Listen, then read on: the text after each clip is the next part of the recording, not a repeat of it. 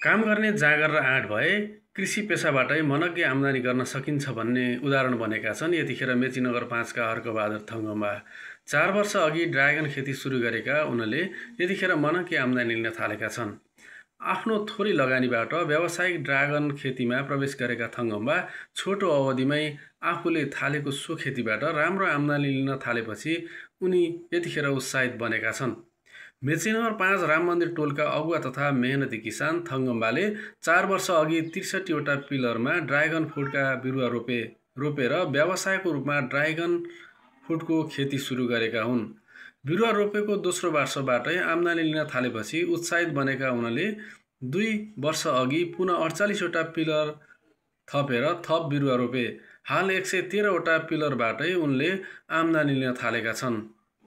फल टिप्दै गरेको अवस्थामा भेटिएका थङ्गम्बाले उत्साहित हुँदै भने, अनि 48 वटा पिलर चाहिँ यो पछाडि रोपेको अहिले 1 वर्ष हुँदैछ, तर त्यसमा पनि फल्नु थाल्यो।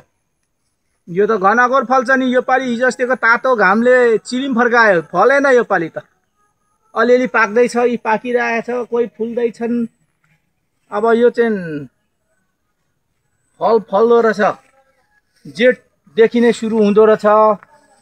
जेठमा मैले त्यति खास बेचिनँ, त्यही 5-10 किलो बेचेँ होला। असारमा 1 क्विन्टल 5 किलो, साउनमा 115 किलो, भदौमा बेचेँ 116 किलो।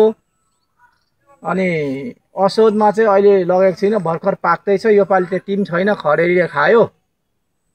र यहाँ गाउँमै आउँछन् किन्नुको लागि। 400 रुपियाँ किलो दिने हो गाउँमा। अनि इटाभट्टा त्यो गोपाल खनालकोमा लान्छु, त्यहाँ भएको उहाँ उसलाई दिइराख्छु छु। अब उसले चाहिँ अब धेरै घ्याप लान्छ र 3.5 मा दिन्छु। फाटफुटेर 400 रुपियाँ किलो छ। र सबै साथीहरूले रोप्दाखेरि काठको पिलरमा तपाईँहरूले कहिले पनि नरोप्नुहोस्। सिमेन्ट पिलर बनाएर रोप्नुहोस्। काठको लड्यो भने उठाउनु पनि सकिँदैन रहेछ। यो सिमेन्टको पिलरमा चाहिँ एकदम राम्रो। लामो समयसम्म भारतीय सेनामा जागिरे जीवन बिताएका उनी जागिरबाट अवकाशपछि भने समाजसेवा र व्यावसायिक कृषि कर्ममा जीवन बिताइरहेका छन्। चिया खेती र मकै खेतीलाई प्राथमिकता दिँदै आएका थङ्गम्बा पछिल्लो समय ड्रागन खेतीमा होमिएपछि भने उनको दैनिकी नै फेरिएको छ।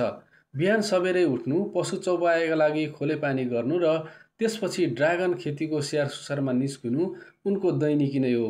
उनी ड्रागन खेतीमा टहलिन्छन्, रोग किरा लाग्यो कि हेर्छन्, बिरुवा गोडमेल गर्छन् अनि पाकेका फल टिप्छन्। त्यसपछि नजिकको बजारमा बिक्रीको लागि पुर्याउँछन्।